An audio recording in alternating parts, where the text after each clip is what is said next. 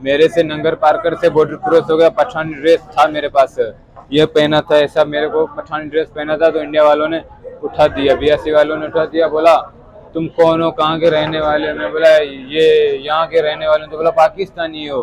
मैं बोला हाँ। बोला कौन हो? मैं बोला सिंधी हूँ।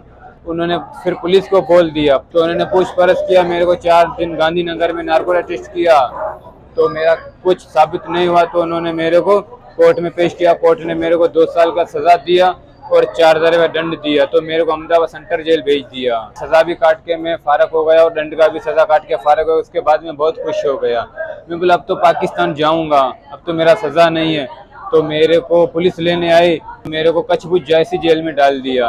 तो नहीं तो हमारे को वहाँ टीवी मिलता था, और नहीं तो हमारे को न्यूज़पेपर मिलता था, और नहीं कोई हमारा टपाल भी जा सकता था, नहीं आ सकता था। ऐसे यानी समझो ऐसे पड़े थे। पाकिस्तानों ने और इंडिया ने समाधान की बातें कर रहा था, लेकिन ये हमको जेलर बताता था कि पाकिस्तान जब कैदी हमारा छोड़ेगा तब हम भी आपको छोड़ देंगे।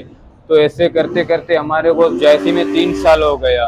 3 साल के बाद में मेरे को जेलर ने बोला कि तुम्हारा पाकिस्तानों ने 200 कैदी छोड़ा है और हम आपको भी छोड़ेंगे, इसमें जिसका नंबर होवे। तो जिस रात को 12 बजे आया तो बोला भाई इसका इसका नंबर है, तो हम बहुत खुश हो गए, तो हमारा भी नंबर आ गया उसमें। देखिए, इसमें टोटल 10 कैदी जो है वो इंडियन जेलों से रिहा होकर आए हैं, वाघा बॉर्डर के थ्रू कराची पहुंचे हैं। उसमें से 9 माहीगीर हैं और एक सिविलियन था जो कि रेगिस्तान क्रॉस करके गलती से इंटीरियर सिंध की तरफ से जो है वो गलती से जो है इंडिया पहुंच गया, और फिर वहाँ पे उसको जो है वो कैद कर लिया गया। और एक कमेटी फॉर्म होनी चाहिए जिसमें इंडिया की तरफ से कुछ लोग हों, पाकिस्तान की तरफ से कुछ लोग हों, और जो भी कैदी आए वो सारी डिटेल ऑन 1 पेज हो।